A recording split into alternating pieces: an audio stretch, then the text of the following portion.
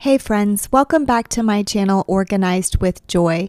In today's video, I'm going to be talking to you about finding joy and purpose in homemaking. Whether you stay at home or work outside of your home, I believe you can find joy and purpose in homemaking.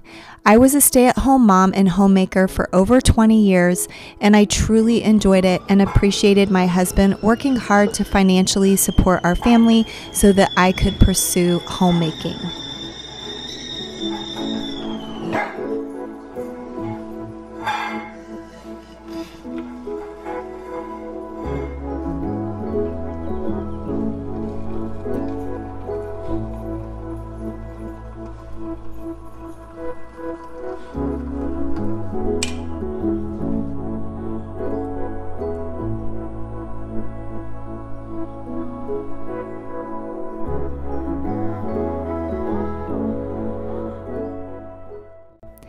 Unfortunately, I think staying at home with children and homemaking is undervalued in our culture.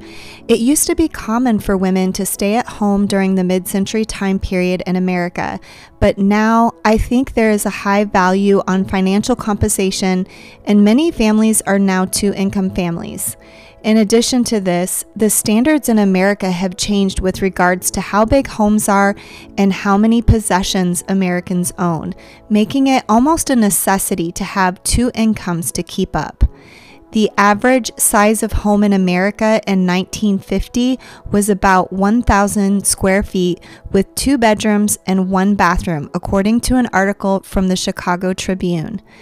By the year 2000, a typical home was 2,000 square feet or more, and that average just seems to keep going up. I wanted to share with you 10 ways to find joy and purpose in homemaking. I hope this encourages you if you are a stay-at-home mom, homemaker, or work outside of the home, but also work as a homemaker.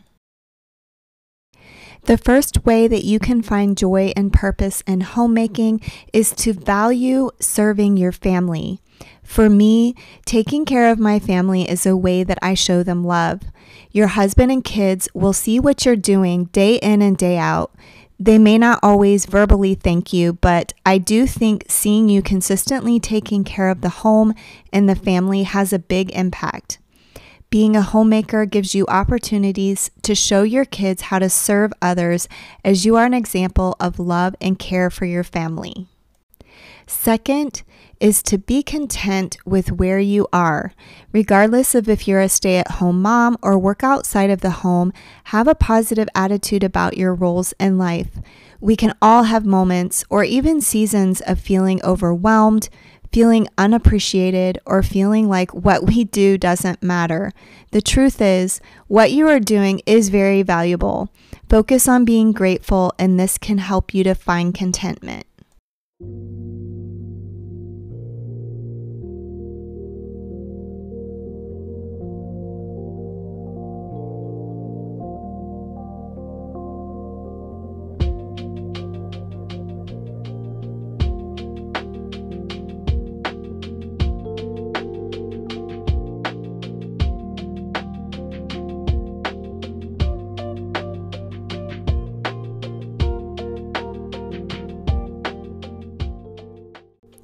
Number 3 is to see beauty in the mundane.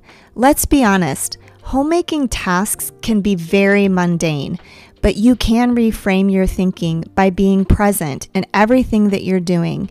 You can also make the mundane meaningful. One thing that I have done since my kids were very little is to pray for them while I fold their clothes. This helps this mundane task become more meaningful. If you don't pray, maybe you could speak positive affirmations over your family as you do tasks to serve them.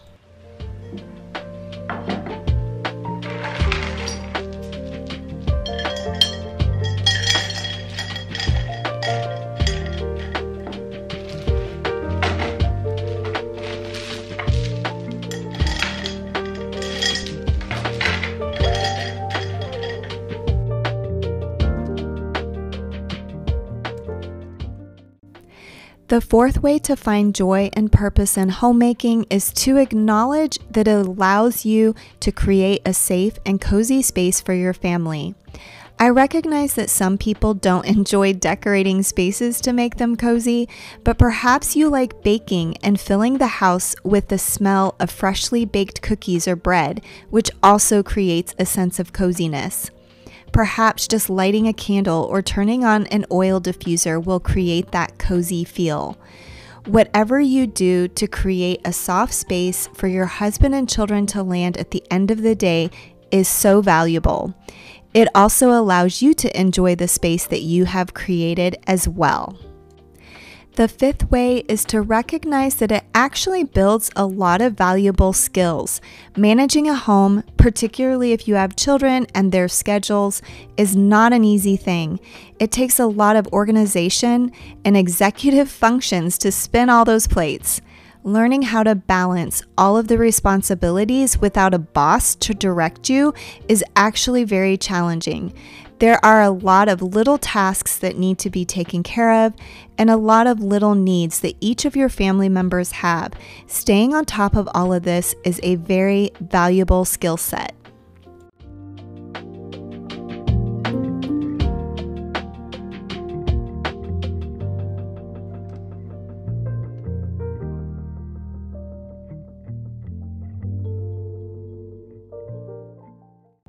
Next, recognize that homemaking provides an opportunity to learn new skills. I know that since becoming a wife over 25 years ago, I have learned so many new skills, mostly by trial and error, sometimes with the help of a friend or even taking a course.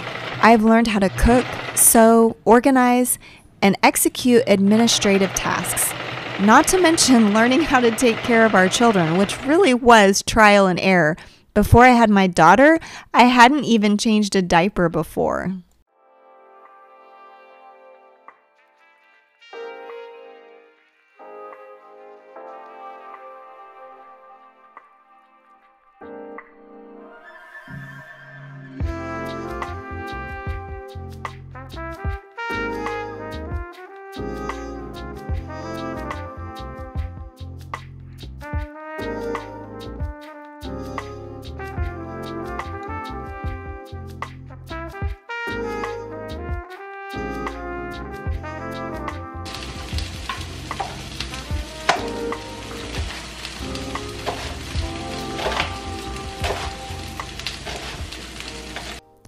For those of us who are stay-at-home moms or homemakers and don't work outside of the home, recognizing that staying at home allows time to make healthy meals and exercise can also shift our mindset and help us to find joy and purpose in homemaking.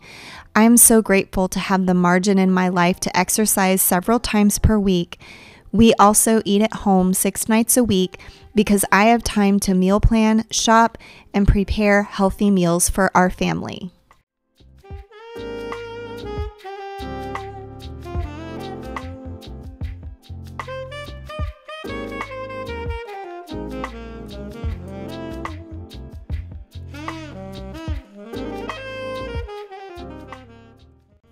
The 8th way to find joy and purpose in homemaking is to surround yourself with like-minded friends for encouragement.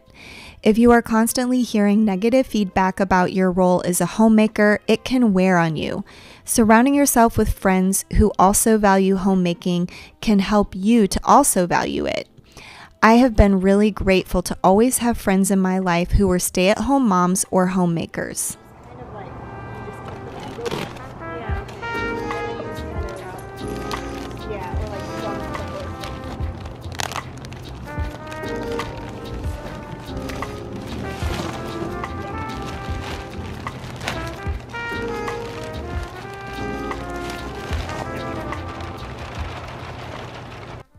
Number 9 is to remind yourself that in the end, your children will be grateful for all you did. I think back on what my mom did to make our home feel warm, welcoming, safe, and cozy. And even though I didn't realize it as a child, I recognize as an adult that what she did was intentional, in spite of my mom being an elementary school teacher.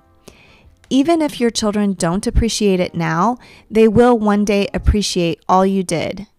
If you don't have children, your husband will be grateful for the effort and energy you put into making your home cozy and safe.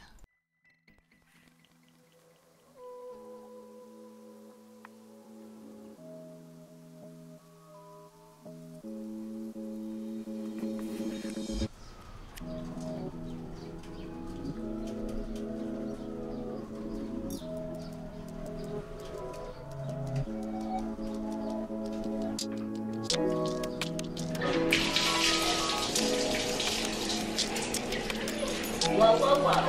Whoa, whoa, whoa. You're coming here. Yeah, gotta get back. Gotta get back. Lastly, to find joy and purpose in homemaking, acknowledge when you feel undervalued and remind yourself of all of the aforementioned things. As I mentioned, it is not uncommon to sometimes feel undervalued or feel like that what you're doing isn't making a difference. In those moments, it's helpful to remind yourself of all the things I've talked about in this video.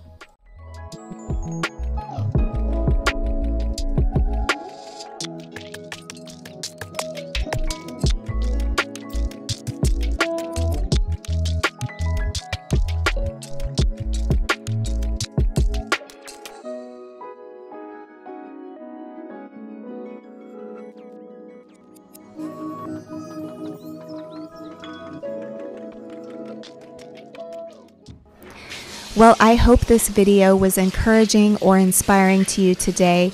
Oftentimes, to be joyful and content in anything, it's about a shift in mindset, being grateful for the things we have and the roles we play in life. If you're interested, I do have all of this information detailed in a blog post over on my website, which I will link in the description box below. If you are not yet subscribed to my channel, I would love for you to consider subscribing, and I will see you in the next one. Bye.